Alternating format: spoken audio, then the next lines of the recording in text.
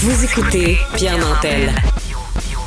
C'est l'heure d'aller parler avec notre analyste senior en politique publique à l'IEDM, à l'Institut économique de Montréal, Gabriel Giguère. Bonjour, Gabriel. Bonjour. Alors, c'est rare qu'on peut dire ça, mais l'Alberta et le Québec sont d'accord suite à la décision d'Ottawa d'imposer la couverture provinciale des soins de télémédecine. Oui, dans le fond, je pense que d'abord, c'est important quand même de comprendre c'est quoi la télémédecine. Je suis pas sûr que tout le monde est bien au courant. Télémédecine, c'est quand même, aujourd'hui au Québec, comment ça s'articule? C'est les gens, en fait, à travers leur employeur et leur assurance médicaments, qui ont accès à un professionnel de la santé en ligne. Donc, on peut penser notamment à, si vous ne filez pas trop le soir, ben vous allez sur votre ordinateur puis vous avez accès à un professionnel. Parce que tu as une carte de ton assureur une assurance collective que ton employeur peut-être te prodigue. Voilà. Puis ça va être avec Dialogue, Maple, TELUS Santé. Donc, il y a différentes entreprises qui offrent ce service-là. Au Canada, on parle d'environ 10 millions de personnes qui ont accès. Au Québec, environ 1 Québécois sur 3.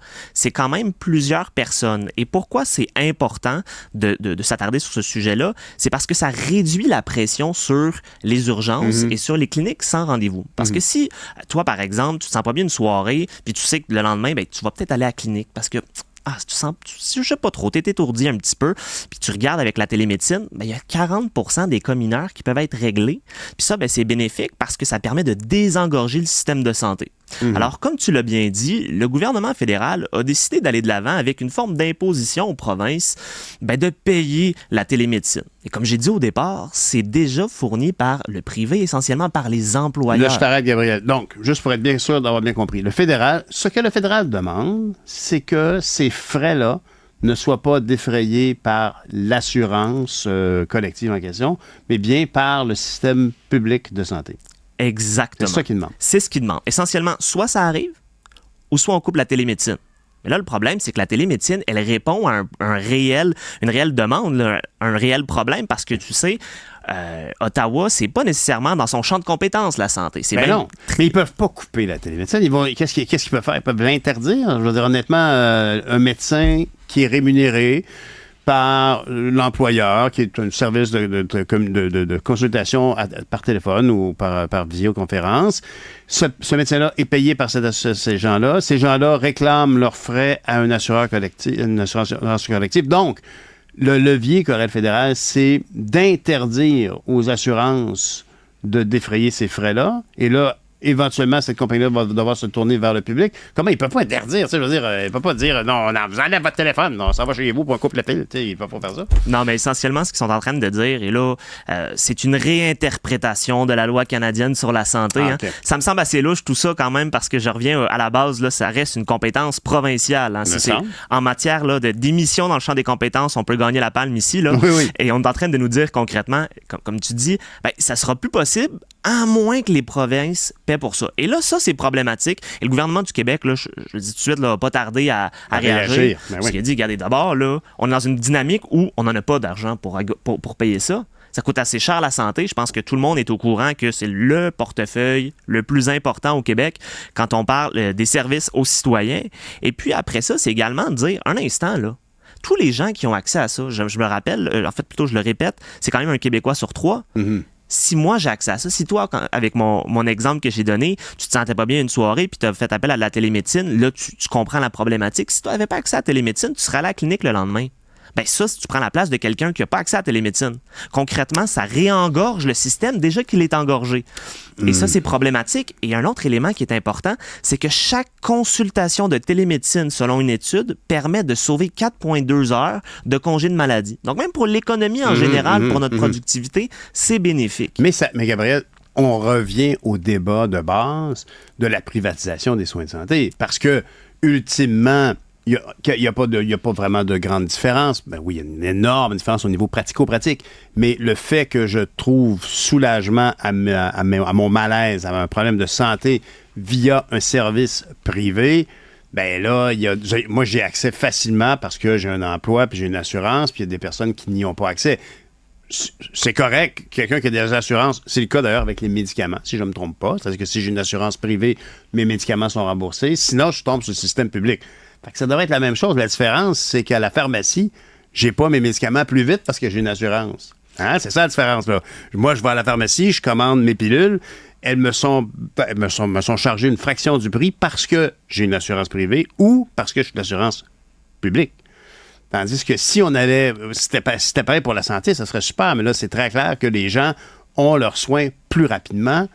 Puis là, ça crée vraiment un écart de service. Ultimement, l'autre problème qui vient avec ça, est-ce que c'est pas que les professionnels de la santé vont œuvrer vers le privé? Alors, c'est une très bonne question. D'abord, c'est pas toujours un accès à un médecin. J'ai déjà fait appel à TELUS Santé. C'était pas un médecin, c'était un infirmier qui était spécialisé, mais qui avait quand même une très bonne formation. On appelle ça communément un IPS. Voilà. Donc, ça permettait quand même de répondre aux questions qui étaient posées. Maintenant, je pense, d'abord, je pense que le gouvernement du Québec a la bonne approche sur la question, et c'est de dire l'objectif au Québec, c'est de voir des professionnels de la santé le plus rapidement possible. Oui. C'est difficile au Québec. On a... Sur la liste des gens qui attendent un médecin de famille, on a plus que 650 000 personnes. Il y en a du monde qui ont besoin d'un médecin de famille. C'est pas tout le monde qui peut avoir accès à une clinique sans rendez-vous. Et là, ce qu'on commence à voir de plus en plus, c'est des gens qui vont à l'urgence essentiellement pour des petits problèmes. Une petite rhume, une petite toux, on s'en va à l'urgence. Mais ça, avec le type de soins de télémédecine essentiellement, on pourrait déjà rencontrer quelqu'un. Alors, je pense que l'objectif ici, c'est vraiment de désengorger le système. Ouais. Et pour le moment, ça fonctionne. Je comprends. Et là, on vient tout twister ça en se disant, avec vraiment une approche, là, moi, j'ai bien compris à Ottawa. Moi, là, je vais expliquer au Québec. Pour blâmer Ottawa, je suis bien d'accord avec toi, mais moi, je trouve ça bien intéressant ce que tu amènes, parce que il y a quand même il y a un twist ici, là. Parce que la personne qui a une consultation téléphonique avec son médecin, elle l'a rapidement, facilement, contrairement à quelqu'un qui attend. Mais en même temps, si la personne qui ne faisait pas appel à la télémédecine allait attendre à l'urgence, elle contribuerait au temps d'attente. On est d'accord.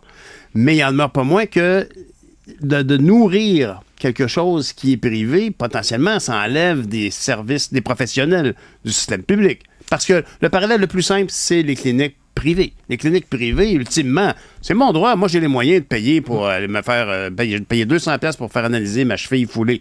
C'est mon droit. Je ne veux pas attendre pendant 4 heures, 4 heures que je dis, 24 heures dans une salle d'urgence. C'est mon droit. Mais s'il y avait plein de médecins, puis que je vais juste payer plus cher parce que je veux mes services plus vite, d'accord, mais on manque de personnel. De toute façon, moi, je trouve mais c'est difficile de sortir de ça. C'est intéressant. Je pense que c'est vraiment une question de vision ici. C'est-à-dire que l'objectif, est-ce que c'est que tout le monde soit vraiment là, si toi, tu as un problème de cheville, ben, tu vas attendre 3 mois comme tout le monde, ou tu vas simplement peut-être voir ton médecin plus rapidement, mais tu ne viendras pas rengorger le système. Je pense que le gouvernement du Québec, de ma perspective, prend la bonne approche dans la mesure, il faut le dire quand même, depuis que le gouvernement Legault est en place en 2018, les dépenses en santé ont augmenté de 50%.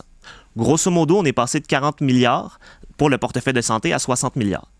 Le temps d'attente... Est-ce que vous savez si la COVID a un gros impact dans tout ça? Bien, on regarde, avant la COVID, ça a augmenté, et même après, là, ça augmente rapidement. Probablement qu'il y a un impact, ça faut le dire, mais globalement, il y a aussi le vieillissement de la population. Oui.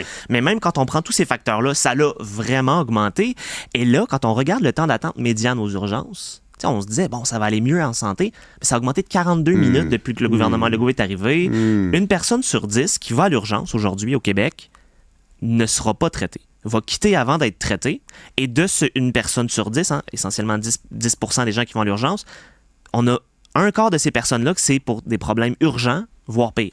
Donc, la réalité aujourd'hui, c'est qu'on a besoin j'ai envie de dire, on a besoin de réduire la pression sur le système de santé, notamment à l'urgence et le sans rendez-vous, et la télémédecine le permet. C'est assez clair. Alors, je vais te poser la question. Si c'est bon pour Pitou, c'est bon pour Minou, comme on dit, est-ce que la télémédecine devrait être offerte par défaut par le système de santé? Est-ce que c'est parce que moi, je me souviens malheureusement plus du nom, mais Accès Santé, Info Santé. Moi, je me souviens très bien d'avoir à maintes reprises, la blonde ne se sentait pas bien, ou moi, je me sentais pas bien, puis j'ai fait Info Santé, je pense que c'est le 811, ou je sais plus trop quoi. Puis là, quelqu'un m'a donné l'information. Ben, je pense que vous devriez aller à l'urgence, compte tenu que Bon, c'est comme télémédecine, mais en version de base. On conseille, mais pas d'intervention, pas de prescription. Avec 2 heures d'attente aussi. Non, c'était pas si long que ça, je ne sais pas. Mais ce qui est certain, c'est que actuellement, on défend la télémédecine qui est payée par les assurances, mais on pourrait défendre simplement la télémédecine, y compris celle qui est assurée par des assurances privées, non? Non, mais je comprends tout à fait la prise de position. Moi, ce que je dis, c'est qu'aujourd'hui, ça coûte rien au gouvernement. Le gouvernement n'a pas besoin de se dire, ma grosse structure, là, mes dizaines de milliers d'employés dans le système de santé, là, ça fonctionne d'une façon. J'ai énormément de défis, on le sait. Je te regarde avec un drôle d'air. Ah, je le sais. Non, je te regarde avec un drôle d'air parce qu'il faut se rappeler que notre personnel médical, on l'a formé. On a payé pour les former. Eux se sont investis de nombreuses années dans leur formation. On a payé pour. Puis quand ils s'en vont travailler dans des cliniques privées, mon investissement en tant que citoyen qui contribue à mes taxes s'en va dans le privé comme si moi, je finançais quelqu'un qui allait décider, qui je sais pas, qui grave des pierres tombales. Fait qu'il grave, je le soutiens au bout pour son éducation, en comment creuser graver des pierres tombales. Puis il s'en va, puis il passe son commerce. Puis moi, je ne vois plus la couleur de mon argent de contribuable.